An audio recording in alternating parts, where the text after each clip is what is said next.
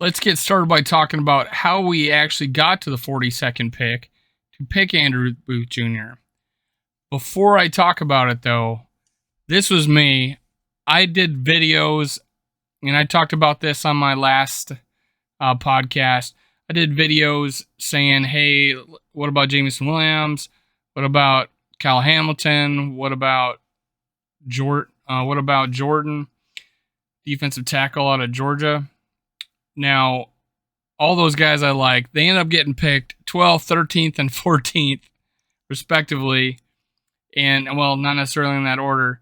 But as soon as we traded down to 32, well, before the draft, I actually had Andrew Booth Jr. as the third overall cornerback. And I thought, hey, I wanted to trade down farther, even risking losing McDuffie, because I like Andrew Booth Jr. better than McDuffie. And I felt like we could actually get Andrew Booth Jr. later in the first round. So when we traded all the way down to 32, I thought we were going to not get McDuffie, and we're not going to get Andrew Booth Jr. either.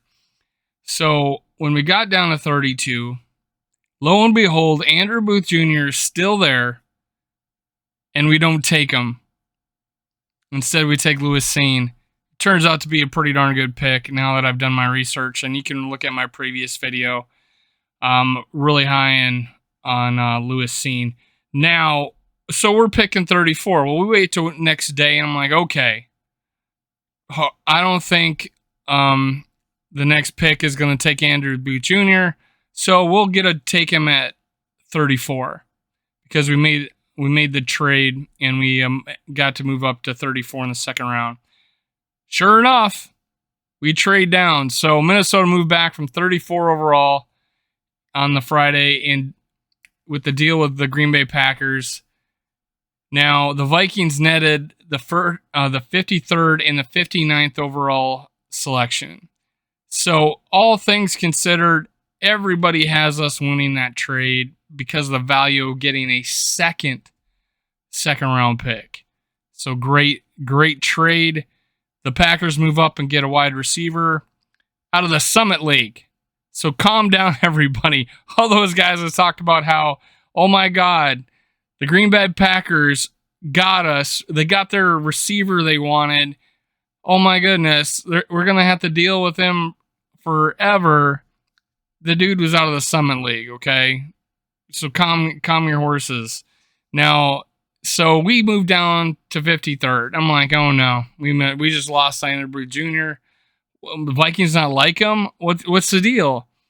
And sure enough, Vikings make the trade, move up. Well, they trade their 53rd, 77th, and 192nd to Indianapolis for picks 42 and 122. Not another good trade. We get 42nd. We move up to the 42nd, and we get the 122, and we lose the 77th and the 192. So there was a good trade-off there. Good value coming back. So we get the 42nd. Sure enough, we take Andrew Booth Jr. So let's look at his measurables. His height, 6'125", weight 194 pounds, hand size 9 3/8, arm length 31 1/2, wingspan 6'4" 7/8.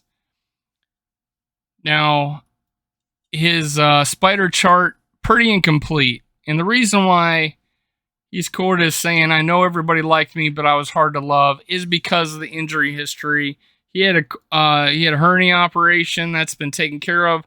Well, right before the combine, he ended up hurting his quad.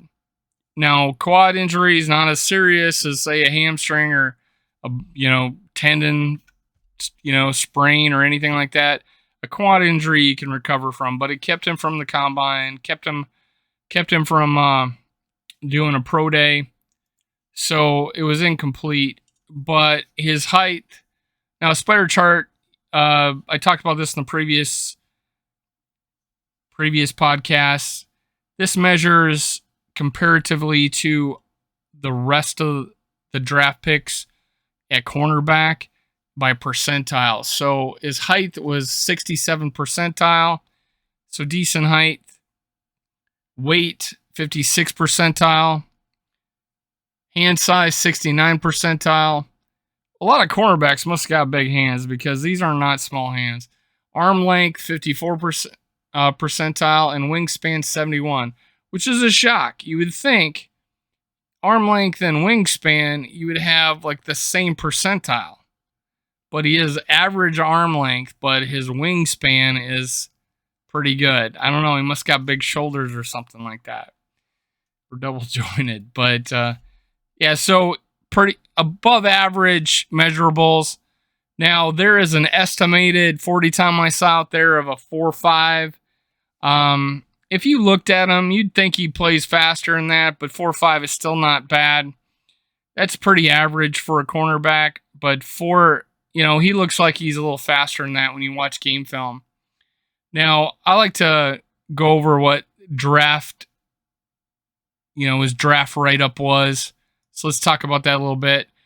They say he's rangy, long-armed athlete, uses his hands and length well in press and attacking the ball. Already there is measurables. It's his average arm length, but I think it might be determined as wingspan. Loose, fluid hips will allow him to open up and run. I can see that looking at film. Has good burst out of the breaks. Best breaks are when he was clear view of the ball and man. I totally agree with this. I'm going to show you some film where you can see the breaks on the ball, and that's what I'll talk about next. Plays with good positioning, especially when running downfield. Gets his head around the play and the ball. I'd say that's accurate. Doesn't panic with the ball in the air. This has a lot to do with his ball skills. Has the ball skills to attack the ball or timing to play through the hands of the receiver. I'll show video. He has great ball skills.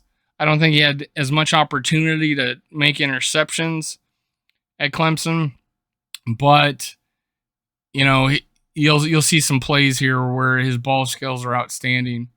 And it has a lot to do with him keeping his eyes on the quarterback and his man. You can see it helps him read and react, and also helps him get into position to break up the play or intercept the ball. Shows good aggression in the game, attacks blockers with his physicality, has very good strength for the position.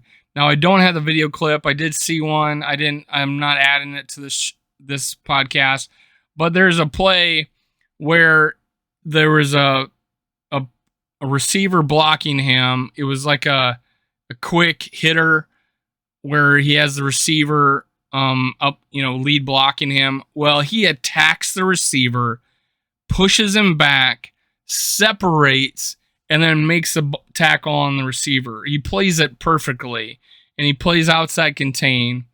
But again, he runs up, attacks the receiver, knocks him back. He's got one of his positives. He's got very good strength for a cornerback. Hits him, sheds the block, makes a tackle, and that's stuff you got to see. That's Lewis Cine was the same way. So I think we got really good characteristics.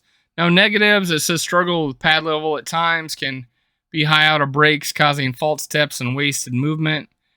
I'm seeing highlights, so I can't tell you. I don't see as much video as of people breaking down before the draft, but coachable. Really, it's coachable. Long strider, it takes a while to get going. Long speed downfield is a question. Looks too strained at times. I didn't see this. Well, the plays I made, this wasn't accurate. But hey, more plays seen by somebody else, they may have to nitpick and find some negatives.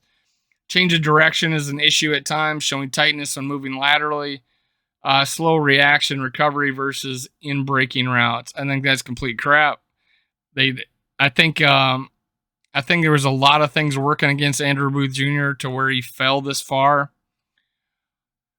Often is out of control when tackling in the open field. I agree. That guy, but it seems like he gets to the play before the receiver turns his head or the running back turns his head, and he just undercuts their legs.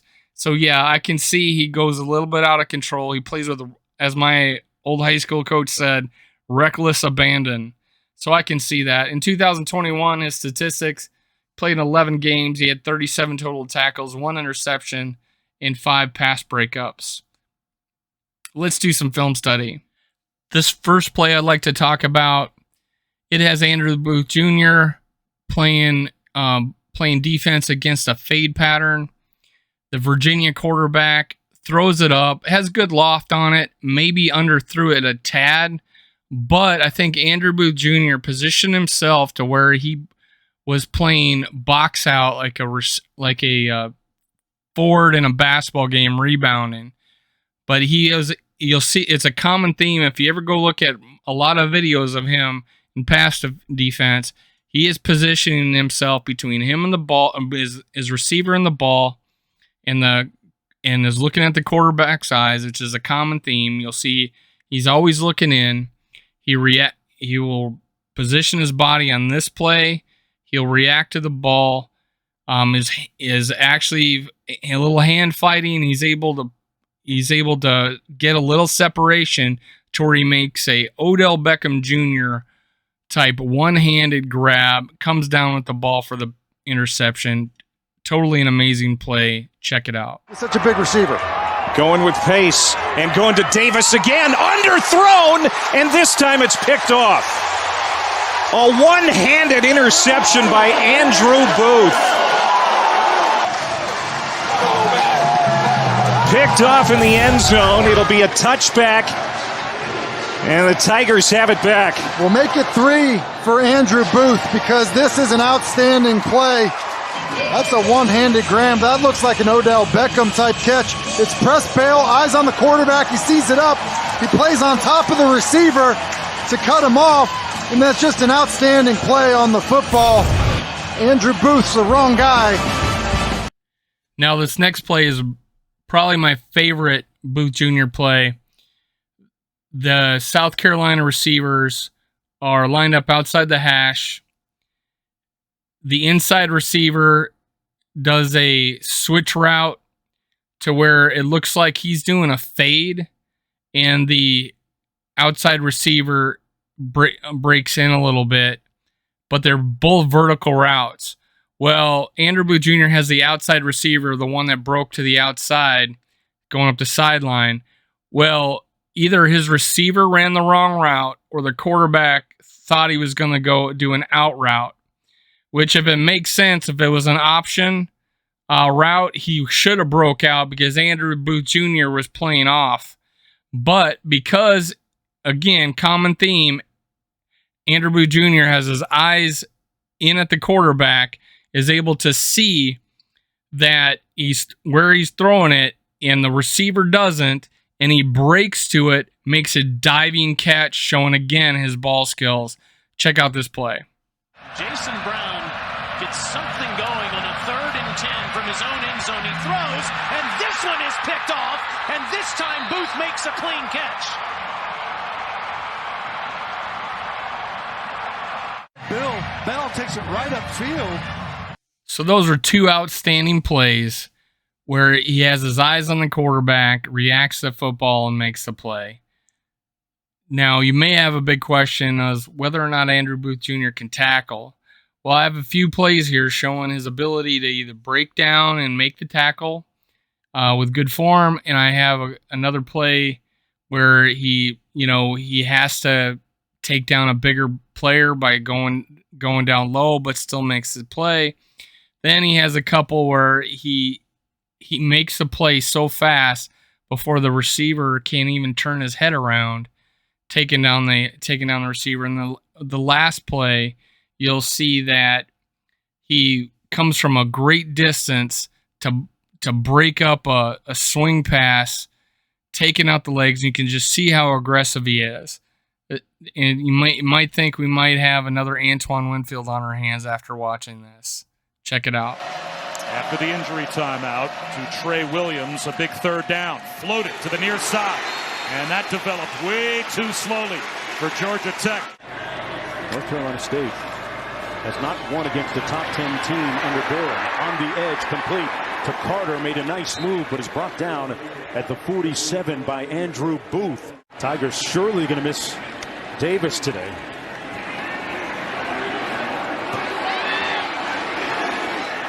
Good tackle by Booth. 1st and 10 for Boston College, thinking monumental upset, but hold the phone for just a minute on a defensive play by Booth.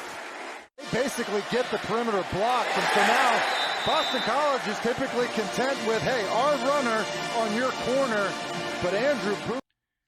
So what were the prognosticators, the experts, quote unquote, saying about Andrew Booth Jr. on draft day? Well, Will Raggets says Andrew Booth Jr. over the past 2 seasons, 5 interceptions, 14 pass defenses, 5.5 tackles for loss, 1 penalty. He has the physical tools and talent to be a steal at 42. I love this pick for the Vikings. That's something I didn't know. 1 penalty. Amazing. That's definitely needed, considering how many penalties we had last year. Chris Sims, one of my favorite guys to quote. The Vikings just revamped their whole secondary with 2 picks. Andrew Booth has unreal acceleration to break on the ball or just come downhill and crush a wide receiver on a screen. Love the pick. No question a top 5 corner in the draft for me. Seen and Booth give Vikes attitude. Now, Pro Football Focus College, the Minnesota Vikings picked Clemson cornerback Andrew Booth Jr. at number 42 overall. 334 snaps without giving up a catch on a 20-plus yard throw. That's pretty awesome. Pretty awesome. That should bode well in the NFL. Chad Graff, new Vikings cornerback Andrew Booth on his play at Clemson last season. I'm more healthy than the guy who is on tape. 10 times better than that cat on tape. The reason predominantly why Andrew Booth Jr. fell as far as he did and wasn't given as much publicity is because of the injuries. He didn't show up as well. He didn't show up at the combine. He didn't show up at a pro day. He dropped because of that. So if you go look at his tape, you can see where if he was playing that well hurt, imagine what he could do with when he's healthy. So his core injury has been repaired. Quad injuries easily healable. He'll be ready for rookie minicap. So there's a lot to be said of the Vikings being able to pick Andrew Booth at the right time and be able to maximize the value on getting the extra picks as they did when they traded down twice. Mel Kiper, he says Andrew Booth Jr. did not have a great year at Clemson. I thought he could be a top 15 pick. He didn't play like it. He had some struggling moments. He's not a guy who'd take that high. So that was a little bit of a naysayer. He says he wouldn't have taken him that high, but he still had him pretty high. I think he might have had him late first, early day 2. Well, that's where the Vikings got him. 42 overall. He fell to them because of the injuries. He didn't make the top 15 like Mel Kiper thought he would because of the injuries. So that being said, Vikings got a great value there. I thought he was in the 20s. Him dropping down to 42 just made it that much sweeter. We got Lewis Cine and Andrew Booth Jr. when I potentially thought we would have just got Andrew Booth Jr. So that's amazing. That's amazing to be able to get those 2 quality players to help revamp our defensive back. And we took a guy in, I think, the 4th round. That wasn't too bad, too. I'm going to be doing a video about him coming up soon. So that's it. I'm your host, David Shelsky. Thank you for listening to Minnesota Sports Talk. Now, make sure, if you've lasted this long, to go down and click the thumb and hit subscribe, just so I can keep more Vikings content on the interwebs. Thank you, and have a good one. See you next time.